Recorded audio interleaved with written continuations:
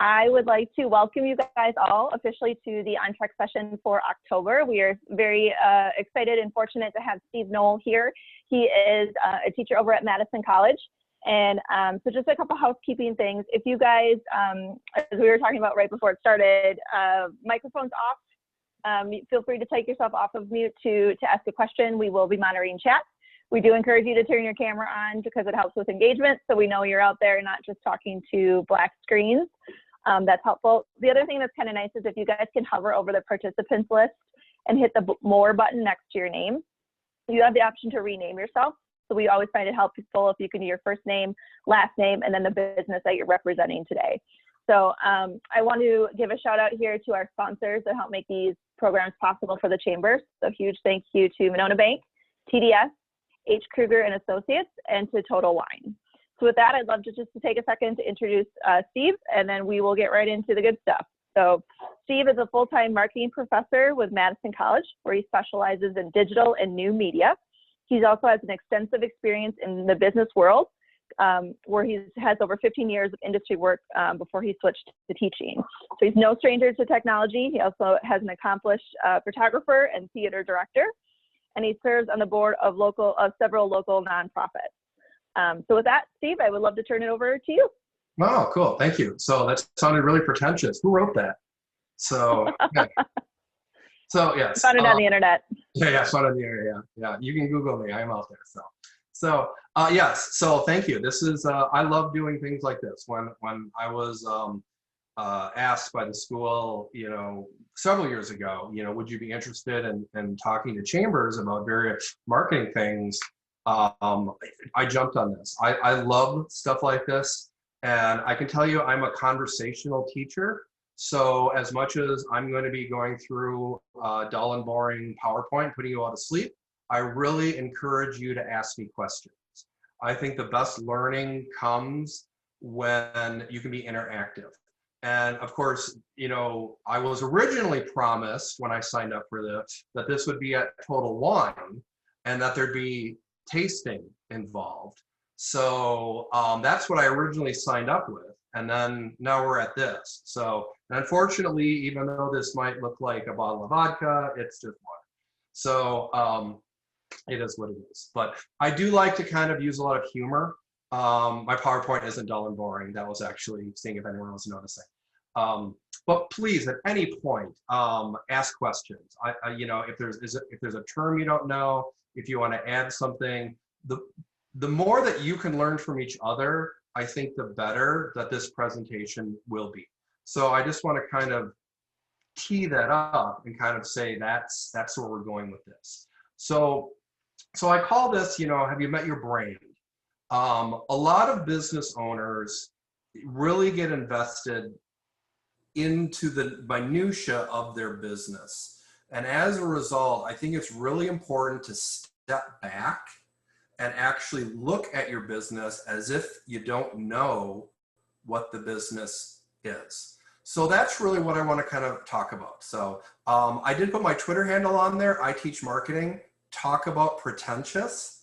But it was available like 8 years ago. I was literally just playing around Twitter, just typing in random things, and I'm like, somebody's got to own this. And I typed in I teach marketing, and nobody did. So I jumped on it. I signed up for it, and then I let it sit there for 3 years before I figured out what to do with it. Ultimately, I use it for my classes. I share news. I don't tweet personally myself. It's never, I'm eating toast. It's more, if I see a story on a news site that I think is interesting to my marketing students, I will retweet that story. It also gives me an archive where I can say, hey, what was that story 6 months ago about this celebrity and how much they charge for an Instagram post? So it kind of serves as a repository for me. I've got now about 7 years worth of stories that I can go back and refer to. So that's something that businesses, all of you, might want to consider. My first question is, how many of you are active on social media? Before I go in and start talking about this, I want to know, Okay, Kristen, you're raising your hand there. So I'm only seeing 4 of you. Let me ask you this. Instead of saying, are you on social media? I'm going to ask who isn't on social media. Is anyone out there on nothing? So you're all on something. Okay. Who is not on Facebook? Anyone? Who is not on Twitter? So a couple people. Why not? You don't get it. So Kathy, you just unmuted? Yes. I'm not on Twitter. I just don't find it need another social medium. Facebook already has a lot of things on it that I don't like. Yeah. People saying bad things to other people and all of this stuff. So I figured it was just what's good about Twitter or different that I should be on Twitter as well as Facebook. Well, hold that thought. We're going to get to that. So, okay. Let me ask you this. How many of you are on TikTok?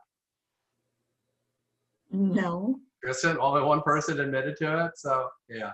Not if the Chinese are going to sell my information. Well, guess what? The Americans are already selling your information. So, No doubt. We'll get to that in a second too. So, okay. So it's fun just to kind of see, where people's comfort levels are.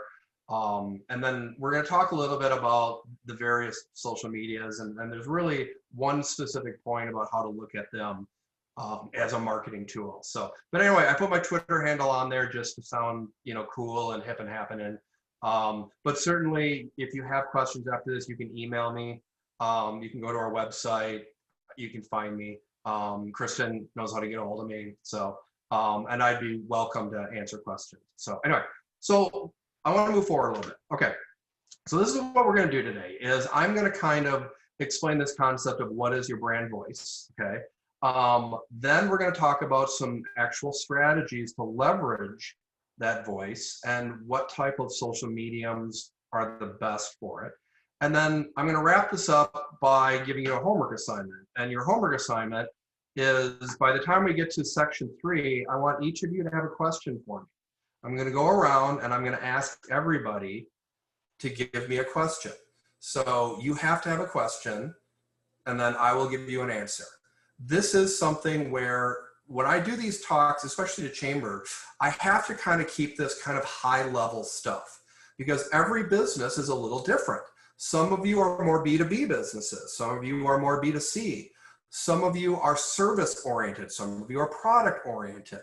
So any of those categories could easily be an hour-long, in-depth social media discussion.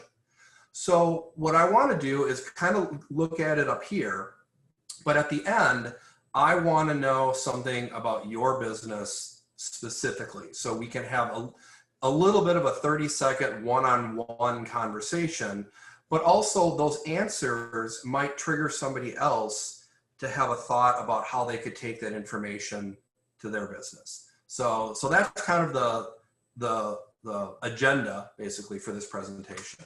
So let me ask you this, how many of you have really thought about who or what is your business without taking all the knowledge you have into that?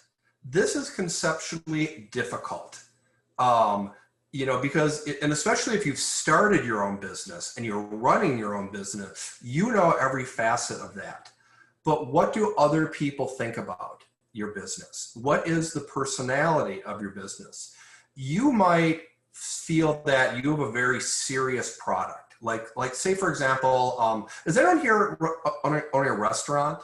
I didn't see any restaurant names. I'm just curious. Do we have a restaurant here? And that's cool if we don't, because then we can use restaurants as like our fictional business. Okay. So say, for example, you own a restaurant. Okay. So you went to chef school, Madison College. We have a really good culinary program. Okay. So, and then you graduated and you were able to raise up $40,000 cash to actually open up a business. And your business is all about spicy meatloaf, because you're using your great grandmother's ancient recipe of spicy meatloaf, And every time you've made it for your friends, they love it, they want more. You make it for your family, they love it, they want more. You're like, this is great. I'm going to open up Grandma's Spicy Meatloaf of Middleton. Okay, so you open up and the first month is great because who's coming in that first month? Your friends and your family. Okay, once the newness gets over with, now you really have to say, do people really care about spicy meatloaf? So most restaurants fail within the first year. And the reason they fail, now let's take COVID out of the equation for a second because the restaurant industry is being decimated. So maybe we shouldn't be talking about restaurants because it's sad, but it's a good business model to think about. Most restaurants do fail. They say anywhere from 70 to 90% of restaurants won't make it to 1 year. And that's usually because the people owning it are so into the food and the product that they don't really look at the marketing of it. In other words, does anyone really care about meatloaf in general, and then spicy meatloaf, and then your ancient dead grandmother, okay? A stranger on the street doesn't care, okay? So you need to really step away from your business and look at it with a critical eye saying, do people actually like me? And part of that is, what is the personality of your business? Okay, now I see someone here as a CPA. Okay, are accountants funny people? Do you use a lot of humor? Okay, so that's the thing that what I have discovered is when I think of accounting, I run the other direction. Okay, I have a master's degree in business. I have an MBA. Okay, I don't even do my own taxes because I'm from the artistic side of business, which is called marketing. Marketing is really the artistic side of business. And on the other side of the business world is accounting and, God forbid, corporate finance. Okay, that's really the worst thing for me. Okay, so when I think about that, I go, oh my God, that's got to be the most boring, dull. I just don't want anything to do about that. I don't even believe that numbers are absolute. I round everything. Drives my accountant nuts. So she's like, oh, I bought a new computer for work. Good, we can deduct that. How much was it? I'm like, it was like $500. No, Steve, how much was it? I don't know, 500. Do you have a receipt? I think so. It drives her nuts. But that's why I pay her money, so she can put up with that. So if someone like me that has education and a degree in business, if my perception, my stereotype of what is accounting, does that match what people who are looking for an accountant? I like my accountant because she's really sarcastic. She treats me like a 3-year-old child because I am. And that's why I stay with her, because I love that she gets me.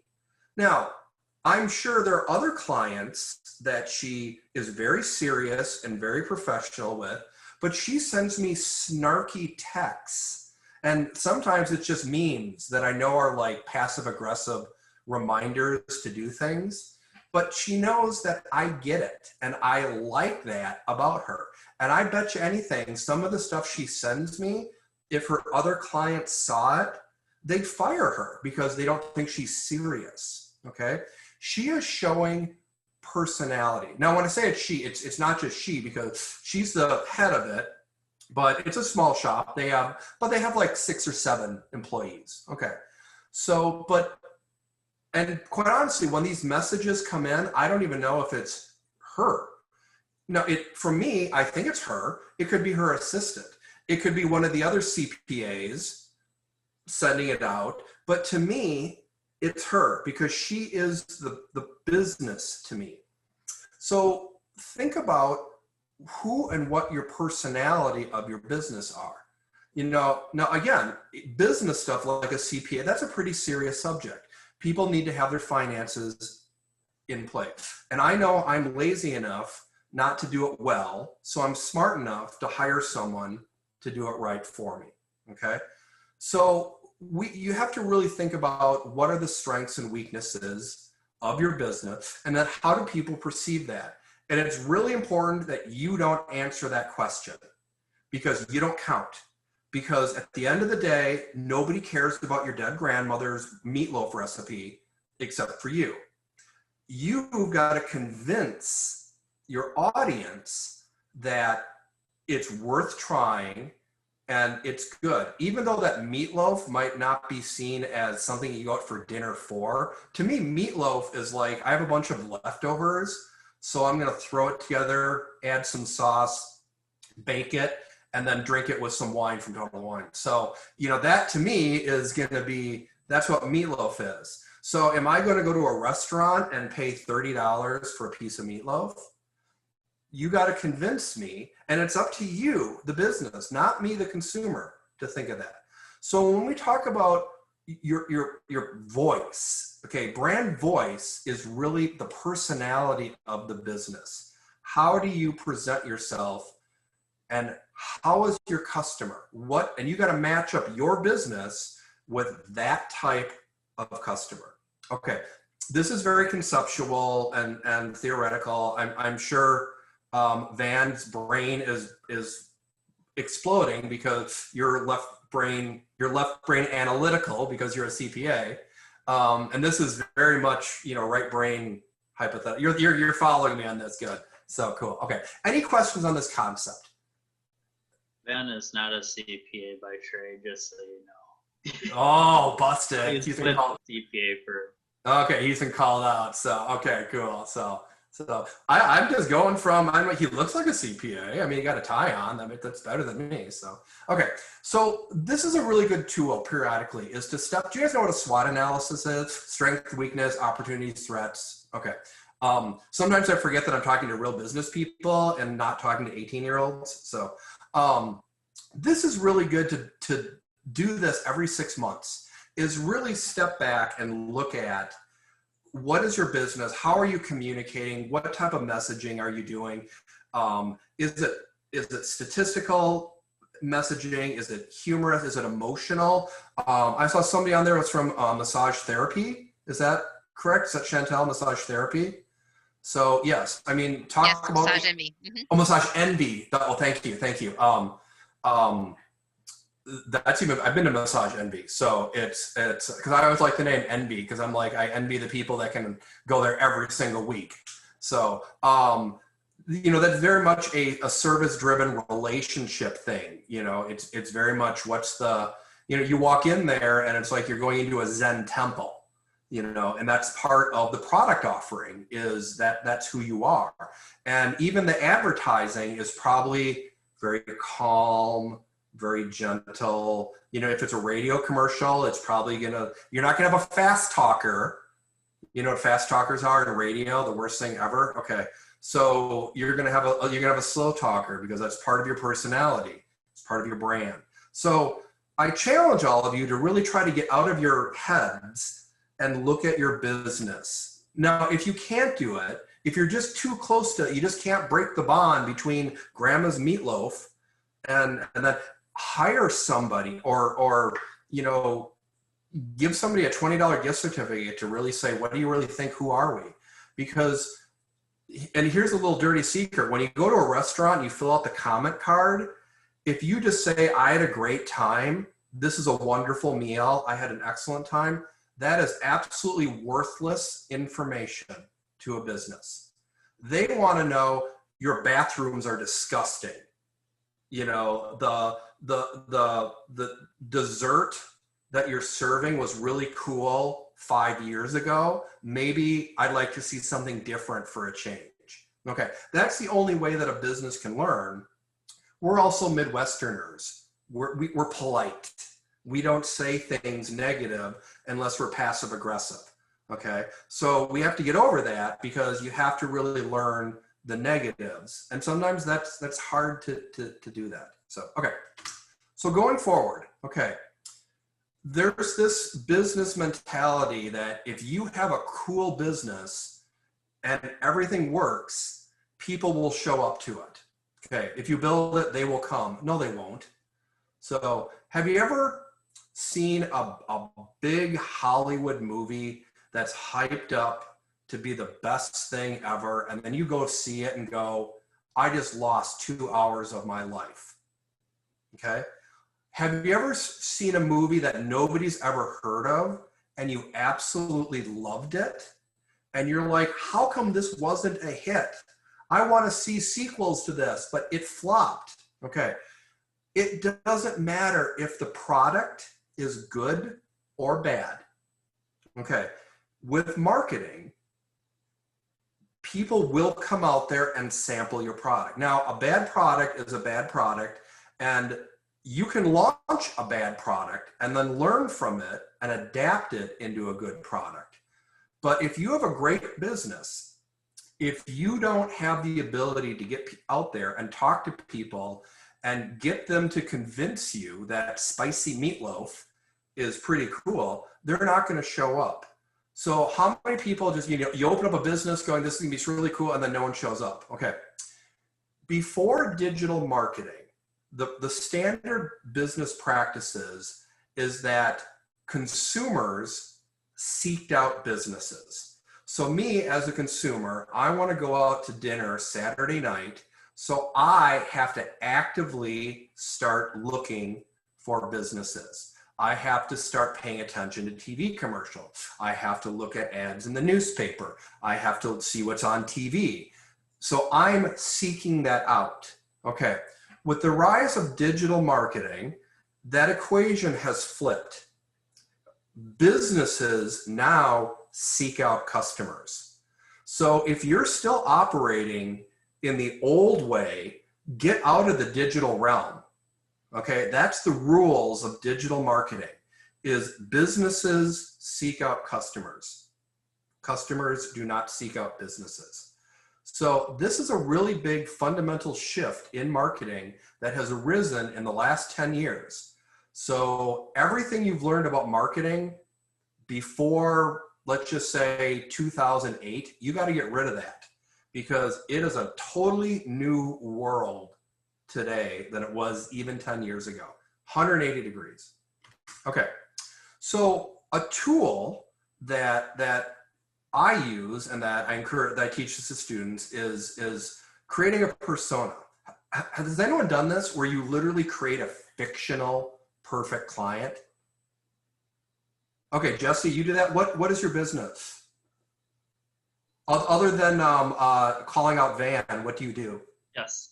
I do a lot of that, but recently I did this with Ultrise, a company that I'm a partner in. Okay. And it's an application that helps people help other people doing good. Cool, good, cool. Well, good, because you can help out on this tool then. So this is a really great tool. Create a fictional customer. I mean, to the point where you name them. Okay. So, and the more realistic, the better. So now start with the easy stuff: demographics, age, gender, location, income. Okay. So say, for example, our perfect customer is, I'm just going to throw out a name here. Mary. Do we have any Marys in here? I just want to make sure I'm not picking that Mary is going to get them. I don't see any Marys, so we're good. So, I usually use Mary is my oldest sister. She lives in Middleton, by the way. She's been in Middleton all her life, for all I know, because she's 20 years older than me and she's always lived in Middleton. So, and I was always envious growing up that I lived on Madison and she lived in Middleton. So I anytime we got to go to her house, that was like cool. So, so say for example, Mary is a 42-year-old mother of 3 who lives in a 3-bedroom house on the far west side of Madison. Mary works in an office. Mary is married to Dave. Dave is an entrepreneur who works in downtown Madison. They have 3 kids, age 14, 10, and 6. Dave has a membership of the Princeton Club. Mary goes to Per Athletic in Middleton. They get up at 6 in the morning. Mary gets up and gets on her treadmill and takes her iPad out and surfs Facebook and works out and then the rest of the family, she wakes up between 6:45 and 7. Okay, do you see how detailed I've created Mary? Okay, Mary does not exist. Mary is fictional. Okay, but what you can do with marketing is always ask yourself, what would Mary think? If we're going to create an ad campaign, what would Mary think? And can we get to Mary? Now, I just told you a couple things about Mary that should be hints how you can reach her through marketing. One of them was easy. She surfs Facebook on the treadmill.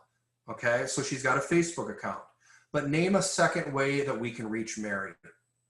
I gave you a hint. Did you pick it up? In fact, I gave you a couple hints. Does Mary have a job? Mary has a job. Yep. So Mary needs to drive to work. In theory, drive to work. So radio. Where does Mary hang out? When she can. Prayer Athletic Club. Do they offer advertising to members? Okay. So do you see how creating a really good persona gives you a roadmap of A, would Mary like this? And then B, how do we get to Mary?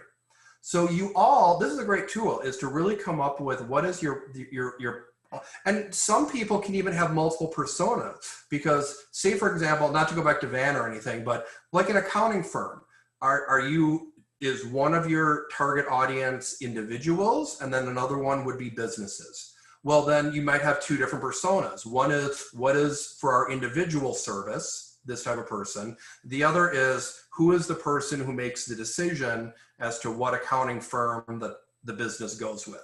That can be a separate persona.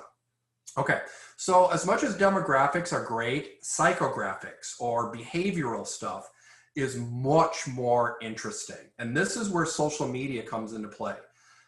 Personas have been around as long as marketing's been around. But with the rise of digital marketing and social media, we now have the ability, let's say we, I mean marketing people, we have the ability to data mine psychographics. If I want to reach people that own black cats because I own a pet store and I want to sell them a Wicked Witch costume for their black cat, I now have the ability to talk to those people because of digital media. Because if you have a cat and you have social media, you've posted pictures of your cat on the internet. Everyone does. Okay.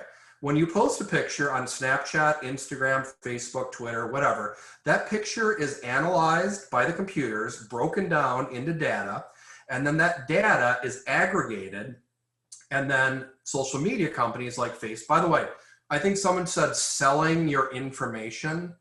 That is not accurate. Companies like Facebook don't actually sell your information. They are a broker.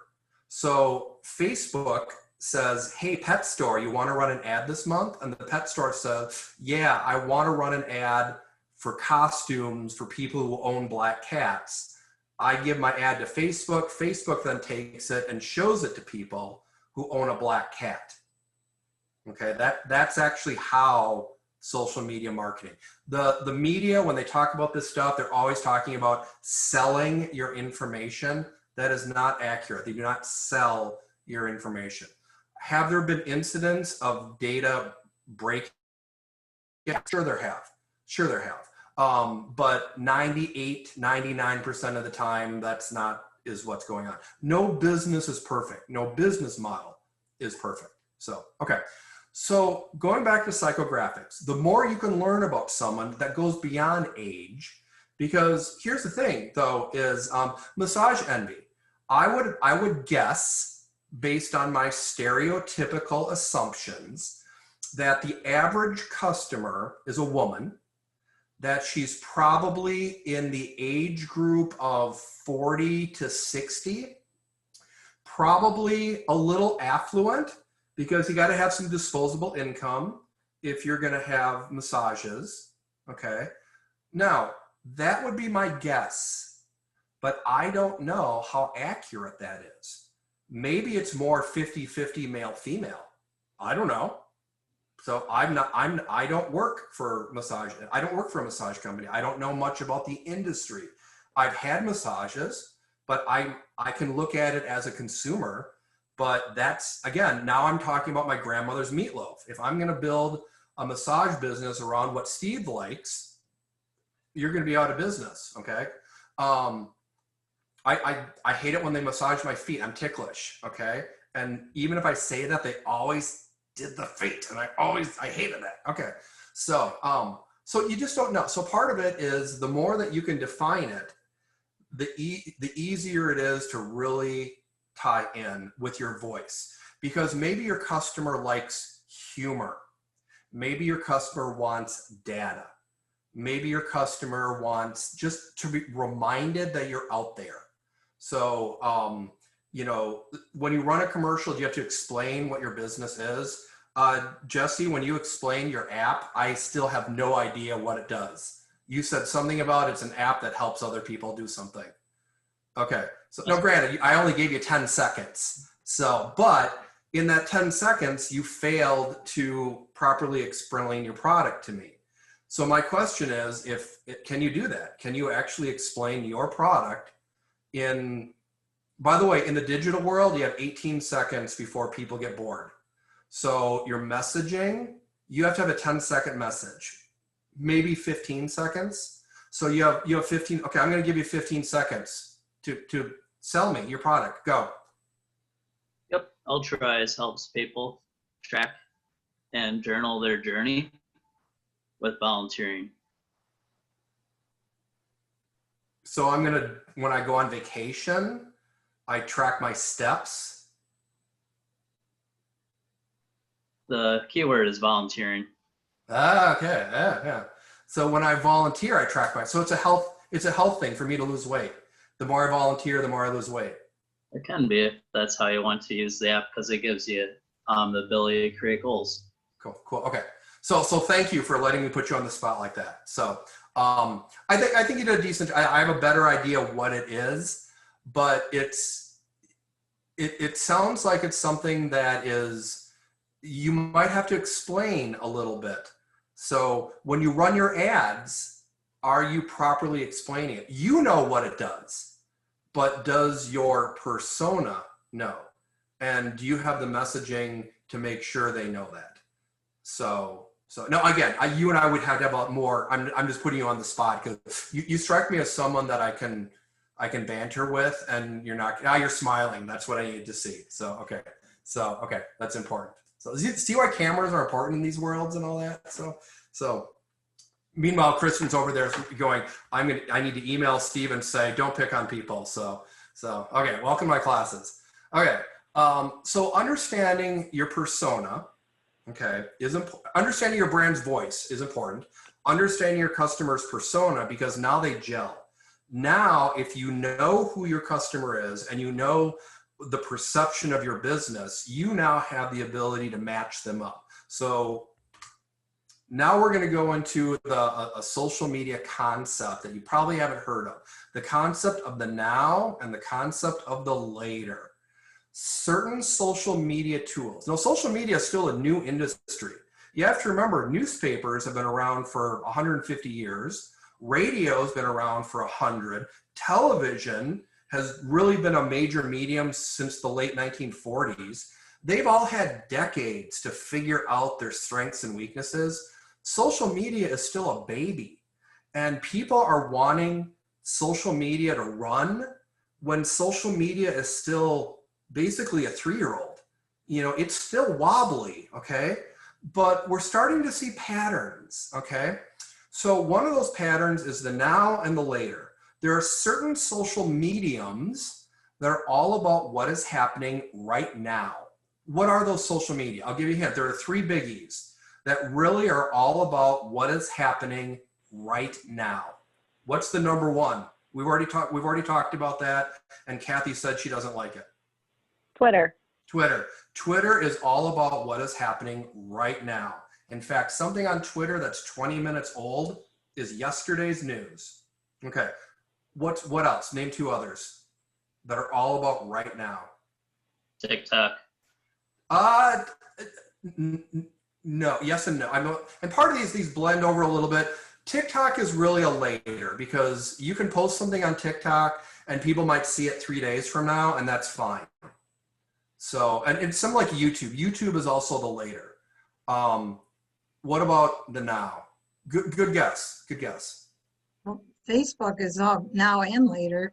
If my niece invites me to a party and I don't see it for 4 days, it might be so far shuffled down into the order that comes up that I never see it. Yes, because they do what's called throttling. Yes. Okay. So Facebook is definitely the later. You can't, no, you could post something and somebody might see it right away, but you can't trust that because only about 5% of people will see a post right away.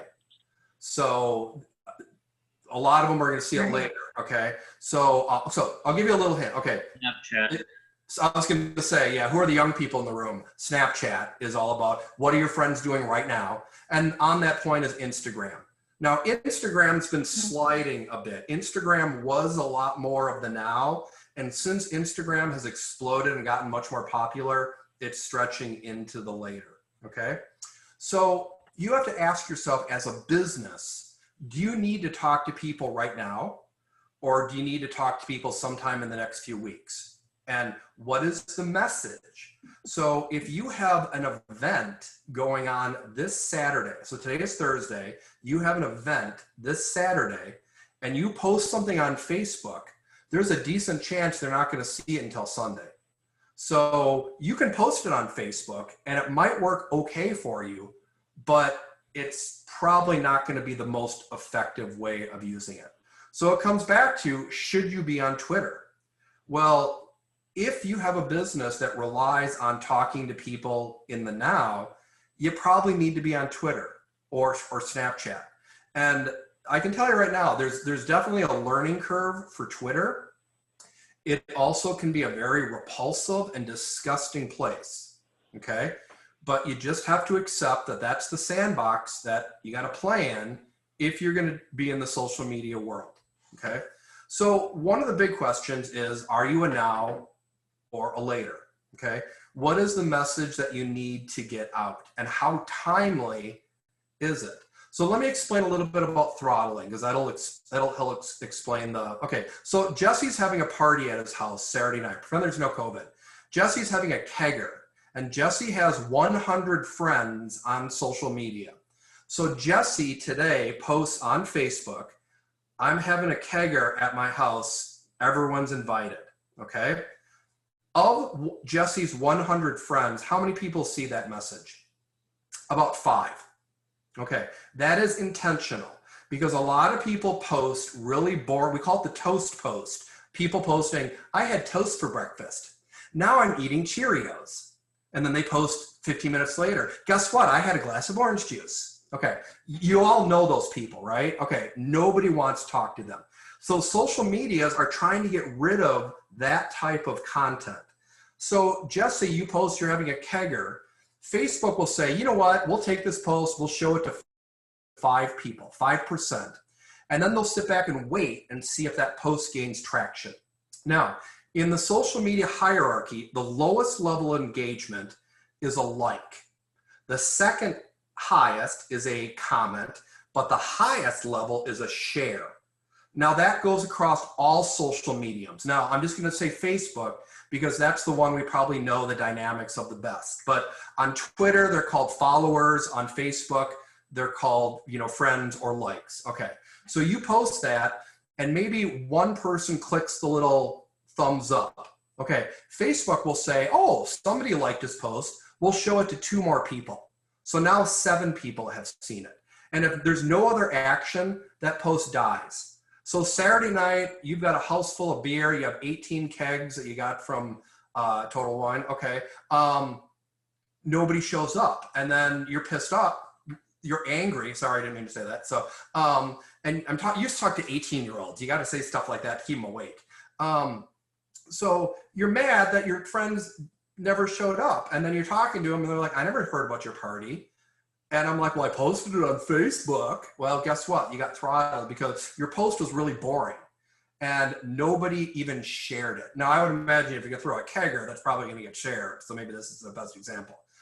But if people, when you post something online, you have to ask yourself, will Susan, your persona, share this? Okay. Anytime you post something on social media, your first question should be, will Susan share this? And if the answer is, I don't know, you've got a problem. Either you don't know Susan well enough, number one, you don't know your brand's voice well enough, number two, or you don't know if the actual creative of the message is engaging enough. In the social media world, creativity is more important than strategy. You know, a not very well thought out strategy with really good creative will explode. But the most thought out, well done strategy with boring, dull creative will flop. So everything should be about, will Susan or John or Sarah, or whoever your persona is, will they be motivated enough to share it? If you can't answer that, will they at least comment on it? And then if you can't answer that, will they at least like it? So Jesse, your thing is, you know, you're not just going to say you're going to have a kegger Saturday night. You're going to say, I have a kegger of all this high-end stuff from this really cool liquor store, all this stuff and all that stuff, that people just look at that and go, this is the coolest thing ever. I'm going to let all my friends know about it. So I'm going to share it. And if people keep commenting, keep liking, keep sharing, Facebook will continue to share, to show that post to more and more and more people. And eventually, after about 24 to 48 hours, all 100 of your friends it'll get to them. Have you ever seen that where you see a conversation that's been going on for 2 days and you're only now seeing it? It's because on the Facebook hierarchy, you're number 98 and it's just now getting to you. So that's the danger of mediums that exist in the later, okay? So if you're posting things on Facebook, on YouTube, on a website, even on TikTok, you got to think about, what is your message? Is it time sensitive? Okay. Now, a lot of businesses, like a massage, I don't necessarily have to book a massage today. If I book one next week, that's good too. Unless you're doing some type of promotion where you're doing a new customer drive between now and Saturday. Well, guess what? If you're going to use Facebook, you've got to make sure your creative is so good that it's going to get shared all over the place to make sure it goes viral within the span of 24 hours. So it goes back to having really good creative. So if you're playing in the nows and the laters, you have to really think about your message. And how do you think about your message and how do you be creative? It goes back to your persona and the voice of your business. You know, massage is all about relaxation, okay? So when you think about your brand's personality, your brand's voice, I mean, I'm just envisioning lots of new age music with bells and bubbling, flowing water and the scent of menthol and eucalyptus in the air. I mean, that is that brand's personality. Am I wrong? I mean, tell me. I mean, maybe I'm not the right demo, but to me, from what I know about professional massage place, is that, you know, that's what I'm going to walk into. And you know what? I kind of like that. So they did this one where I'm lying there face down. And I felt like a horse because they put this bag on my face of eucalyptus to breathe it in. I mean, I really felt like a horse, but I loved it. I didn't even know that was a product. I paid extra for it. It was great.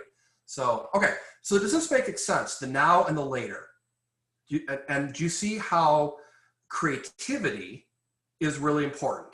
Well, how do you be creative? Because that's a big thing that business people always say, well, I'm not creative. Okay, well, guess what? Yeah, you are.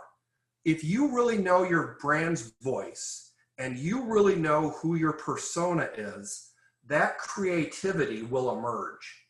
Okay, this ain't rocket science. Okay, we're not trying to get our advertisements hung in the Louvre in Paris. Okay, this isn't art, this is business, this is commerce. And a lot of times in creativity, simpler is better. You know, if you do a really creative ad and I as a customer got to think about it, you failed, because I shouldn't be thinking about your ad. I should be reacting. I should be engaging. So you really have to ask yourself, when you create content, you don't count. As a business owner, this ain't for you. You already know your business and you're not the customer. You're not paying a check to your own business. So you really have to say, why are you on social media? A lot of businesses are on social media because they've been told, oh, you really need to be on Facebook, or my boss went to a conference and now I have to run our Facebook page. Guess what? That's bad. Okay, being on social media and not doing it well is worse than not being on social media at all. If I go to a business, and especially in the COVID era, if I go to a business's Facebook page that hasn't addressed COVID, in other words, said how they've changed, how they merchandise, the safety precaution, I'm not stepping into a business that has not changed with the times. And maybe the answer is they've been so busy rearranging the actual retail organization, they haven't had time to update Facebook. Well, shame on you, because I'm the customer and you need to be reaching out to me, and you're failing with a message by not talking to me. So the impetus is on businesses to find customers these days. Okay, as a consumer, all I should do is go onto Facebook and say, wow, I really need a massage today, enter. And then I should get inundated by ads from every massage business that matches up other things. Like, for example, I'm in Sun Prairie, okay? Am I gonna drive to Middleton for a massage? You know, that's a big question. Is a general massage? I'm not, sorry, I'm not. There, you know, there's other places in this area, but maybe there's something specific. Maybe it's a therapeutic thing. Maybe you do this thing where you treat it like a horse with a eucalyptus bag. I would drive across town for that, okay? Now, I don't even know if that was a regular thing they did or if it was a special thing. I have no idea. But if I saw an ad on social media about, do you want to be a eucalyptus horse, drive to Middleton, I would do that, okay? But that's up to the business to be contacting me. So you really have to ask yourself, if you're on social media, why? Okay, you shouldn't be on social media to be on social media. That was 10 years ago, okay? So ask your customers, what do I get out of it? What does Steve get out of this? If I'm gonna follow you on Facebook or follow you on Instagram or Twitter or whatever, what do I get? Okay, so when you're posting content, the general rule is a 7-to-1 ask. So you can do a direct ask for a sale, but you should be posting other content that isn't so overtly sales oriented. So if I'm going to follow a massage place, I want to see content about wellness. I want to see content about healthy living, stuff that ties in. I want meditation. Okay. I'm really big into meditation. Okay. So when I get a massage in my head, I'm actually going through a meditation process too. Okay. So I want to get that content out of it because that benefits me. And then once in a great while, you can say, you know, our massages are 50% off if you sign up today. Then I'm going to act and sign up. But if all I see are massages 50% off, I'm going to be like, well, that just sounds like they're too expensive to start with. And I'm just going to unfollow you because I want to see a cat video. Okay. So you really have to ask, are you making this hard for your customers with your messaging? And this goes back to, do you have a good grasp of your brand voice? And do you have a good grasp of your persona? Because you should always be going back to those two things. Does your persona understand your voice? So I got to do a quick time check. 12:57. God, I'm over. Okay. So here we go. Last things quick on that. So make sure you're mobile friendly.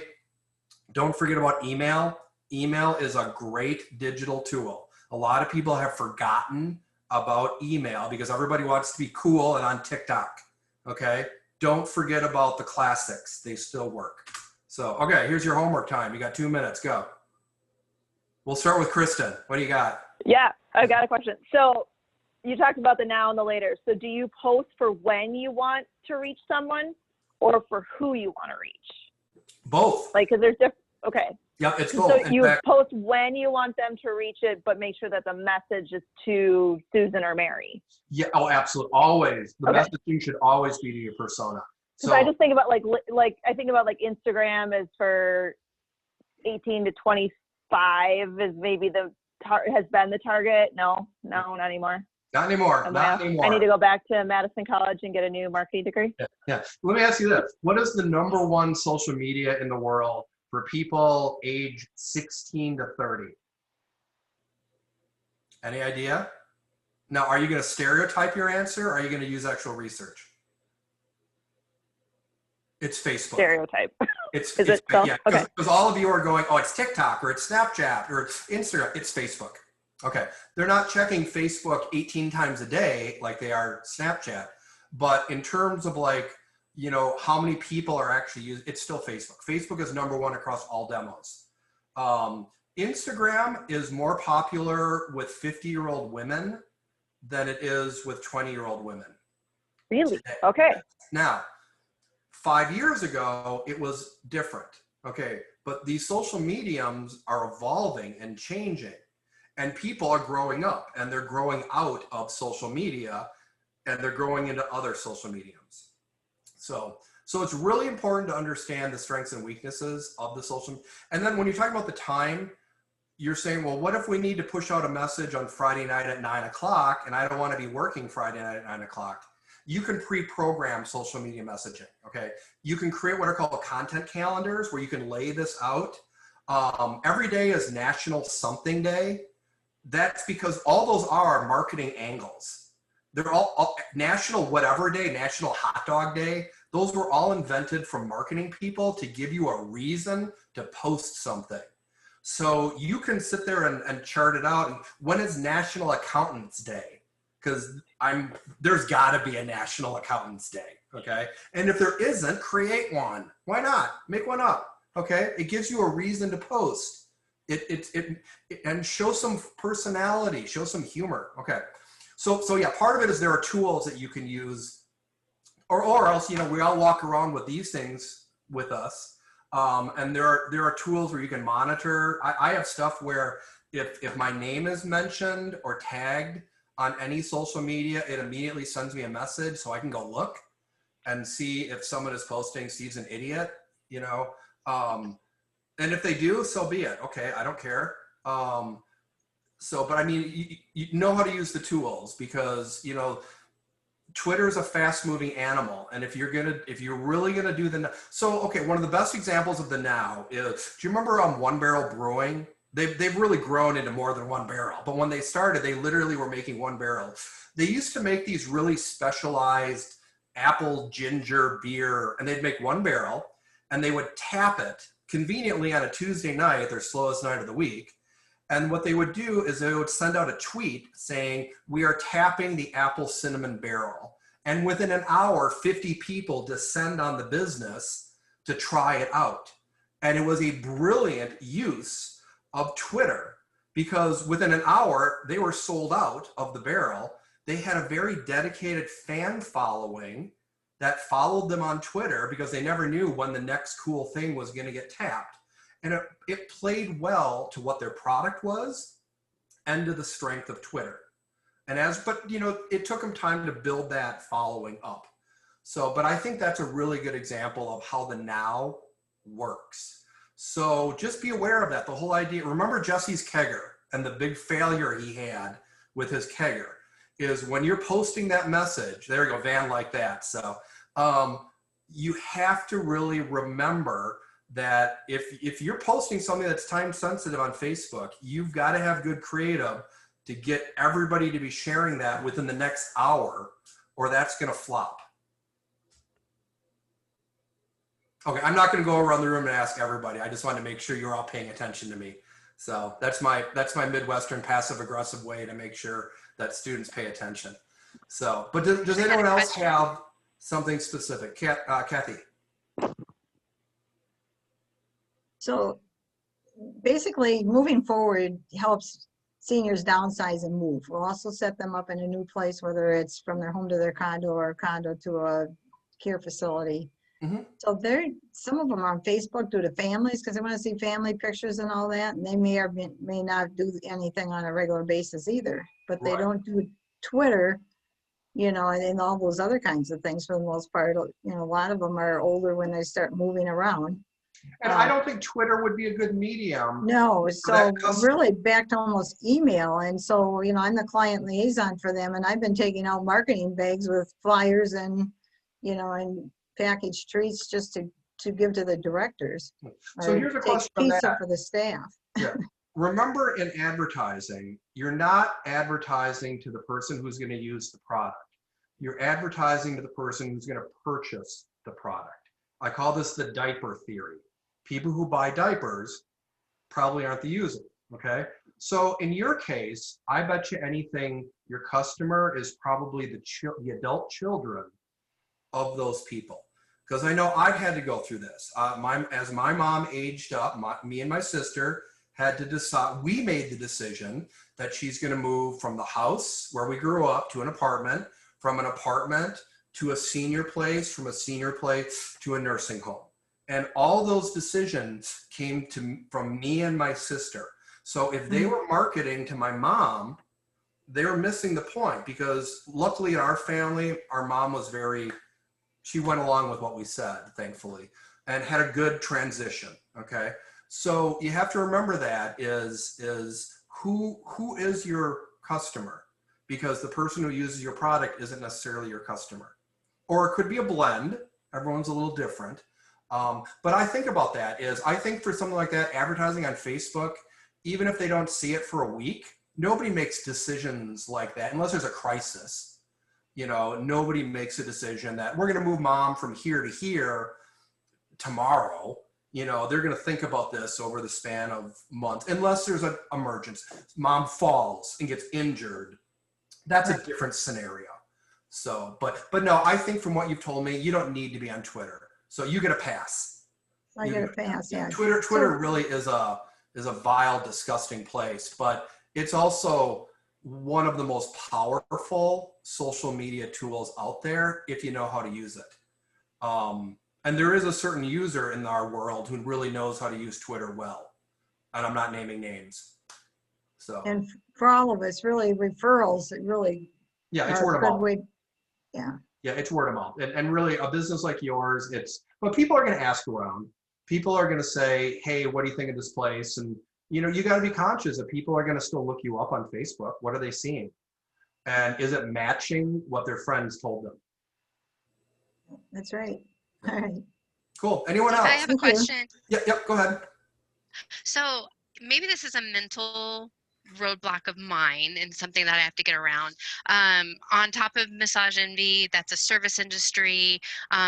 Also, I am a wine consultant, and that's a service industry. So I am both aspects of my life. I am really marketing a service over a product, and I feel that that is a whole different approach that has to be made in order to properly get people interested in your service and what you have to offer them. Am I wrong or am I right? No, you're totally right on. You are totally right on. And it's all about connecting on an emotional level, because I would imagine the last thing you want to do is lower your prices. In fact, no business should lower their prices unless that's the last resort.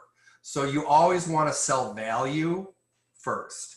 So what is the value, and again, for you, I think really doing the persona exercise is great. Can you mix your two companies together, wine and massage? That sounds like a win-win in my opinion. So, but I'm sure there's ethics. Okay.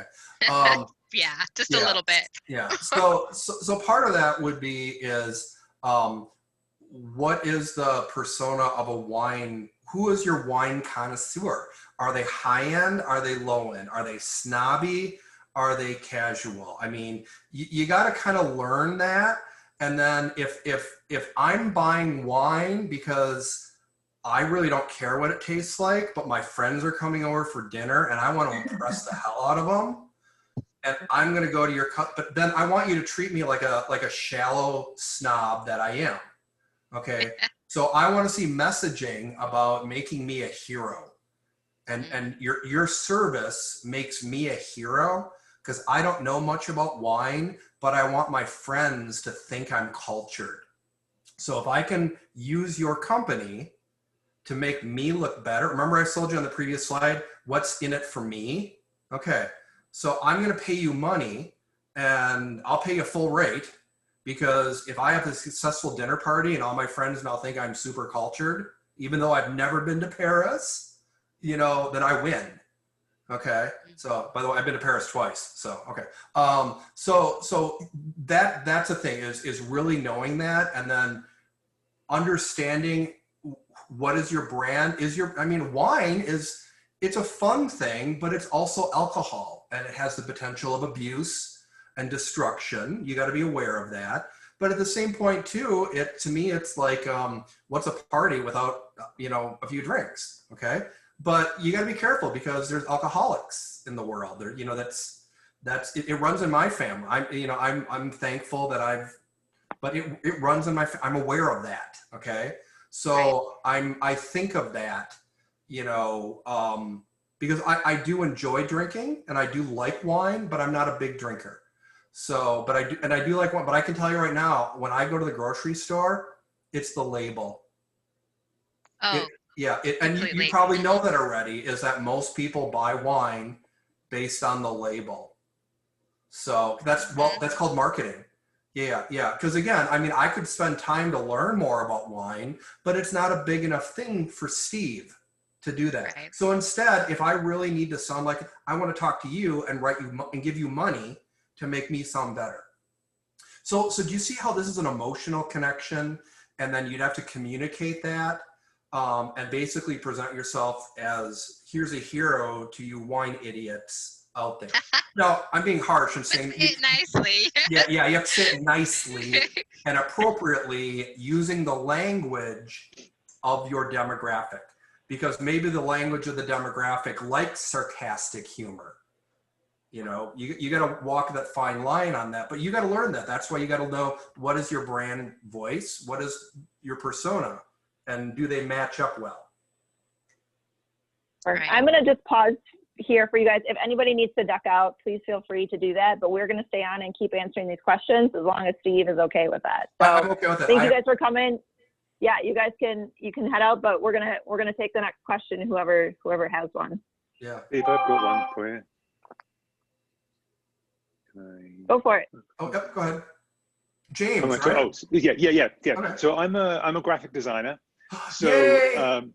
So marketing people no love marketing. being friends with graphic designers. I hope so.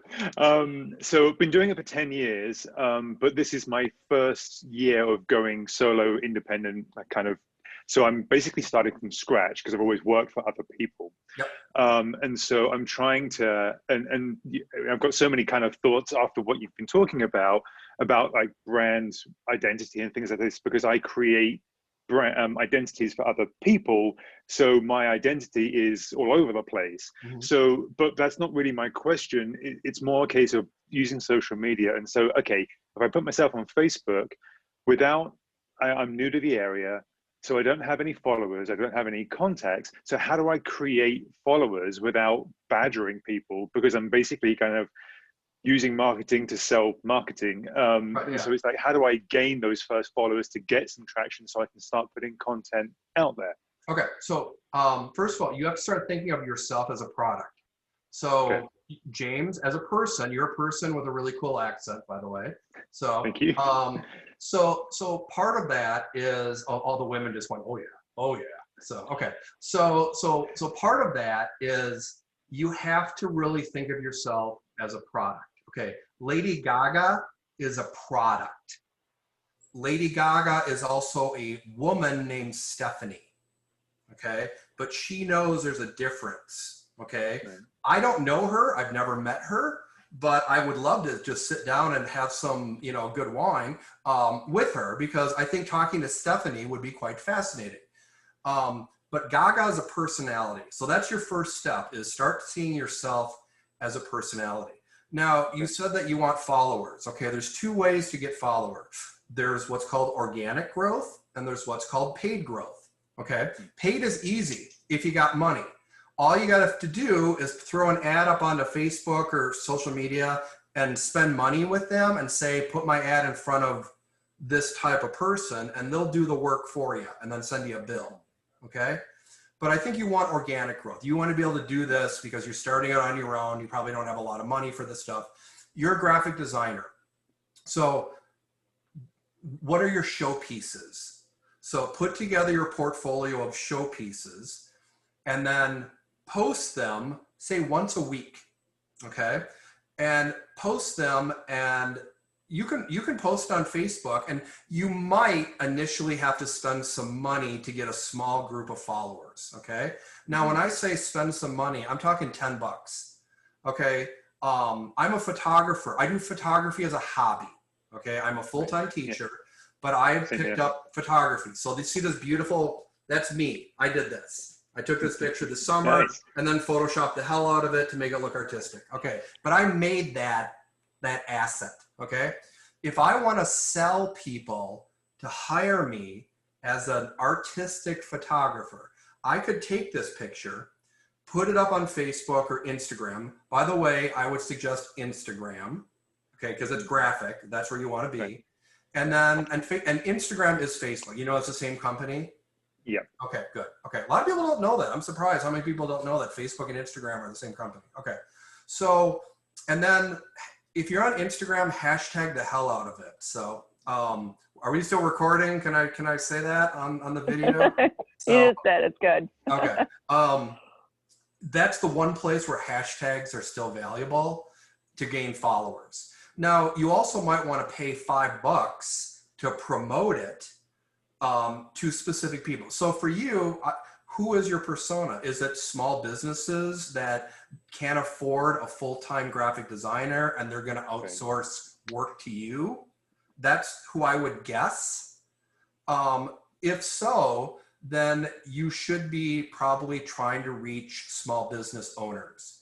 And if you use the ad manager tool that Facebook and Instagram, they share the same tool. It's called the Facebook ad manager, but it's also for Instagram. You can target people based on location, income, and even things like job titles. So you could really say, I only want to reach small business owners. And then you put out some really cool showpieces with a message saying, you know, Middleton-based graphic designer for small businesses. Now, you got to wordsmith that and make that sound better than what I just said. And also keep it short, okay? Right. So there is the artistic challenge, is how to have a selling message that is sexy, but doesn't just scream, sell, sell, sell. And let your work stand on its own. If you're really good, show your work off and get people to like it, comment on it, and share it. So the beauty about social media is you have the ability to do micro campaigns. I have done so many $2 ad campaigns, I can't even count.